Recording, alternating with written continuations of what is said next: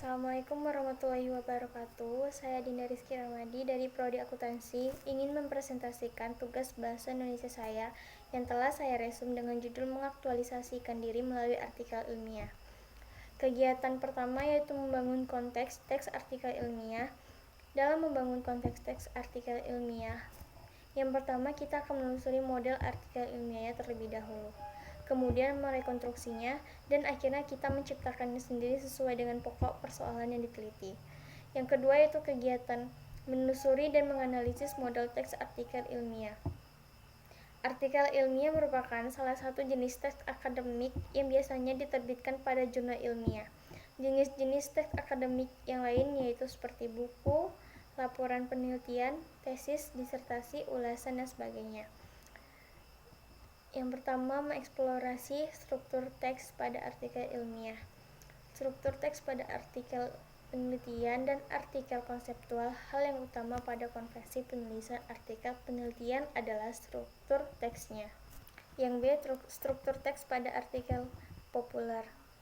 Struktur teks pada artikel ilmiah populer tidak kaku, bahkan sering disusun menurut kehendak penulisnya. Hal ini tidak berarti bahwa artikel ilmiah populer dipublikasikan di koran atau majalah. Sebagai tulisan opini, pada konteks ini artikel ilmiah populer dapat disebut artikel opini. Yang kedua, kita menganalisis hubungan genre pada teks artikel ilmiah. Hubungan genre pada teks artikel ilmiah penelitian dan teks artikel konseptual. Yang pertama, uraian yang komprehensif tentang genre mikro, abstrak. Abstrak merupakan ringkasan dari artikel ilmiah seluruhnya, baik yang berupa artikel penelitian maupun konseptual.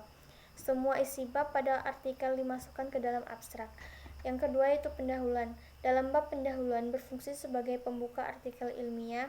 Kandungan yang terdapat pada bab pendahuluan ada pokok persoalan yang dieksplorasi pada artikel, alasan pentingnya pokok persoalan itu dieksplorasi, cara yang digunakan untuk mengeksplorasi pokok persoalan. Yang ketiga ada tinjauan pustaka. Bab tinjauan pustaka pada artikel penelitian biasanya berisi dua hal. Yang pertama, ulasan tentang teori yang digunakan untuk memecahkan pokok persoalan yang dibahas. Dan kedua, ulasan terhadap penelitian.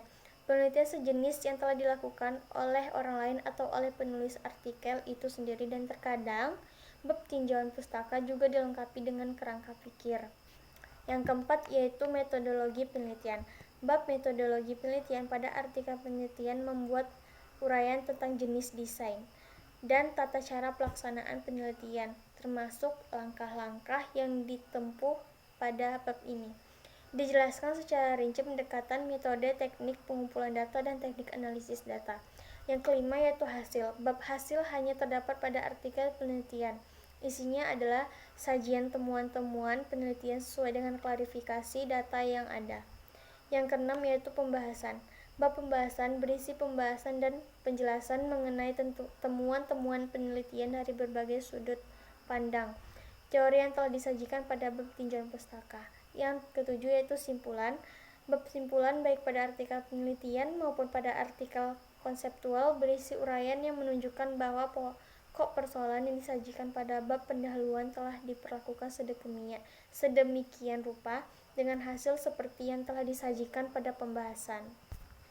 Yang terakhir yaitu judul, daftar pustaka, dan lampiran. Judul artikel ilmiah menggambarkan isi keseluruhan artikel. Judul harus mudah dipahami dan tidak terlalu panjang. Di sisi lain, daftar pustaka merupakan bagian yang penting. Daftar pustaka ini adalah daftar yang membuat semua sumber yang digunakan sebagai acuan dalam menulis. Yang ketiga yaitu menganalisis pentingnya teks artikel ilmiah dan media publikasi. Menganalisis pentingnya teks artikel ilmiah, mengetahui tata cara penulisan artikel. Dua keuntungan akan kita peroleh sekaligus. Pertama, kita akan lebih mudah membawa artikel ilmiah, dan kedua, akan dapat menulisnya dengan struktur teks. Yang B-nya menganalisis media publikasi teks artikel ilmiah. Artikel ilmiah dalam ketiga jenis dapat diterbitkan di berbagai forum dan media. Selain dipublikasikan di jurnal-jurnal ilmiah, artikel ilmiah baik yang berupa penelitian maupun yang konseptual dapat disajikan di forum, seminar, konferensi, dan Lokakarya. Baiklah, sekian hasil resume tugas bahasa Indonesia yang telah saya lakukan.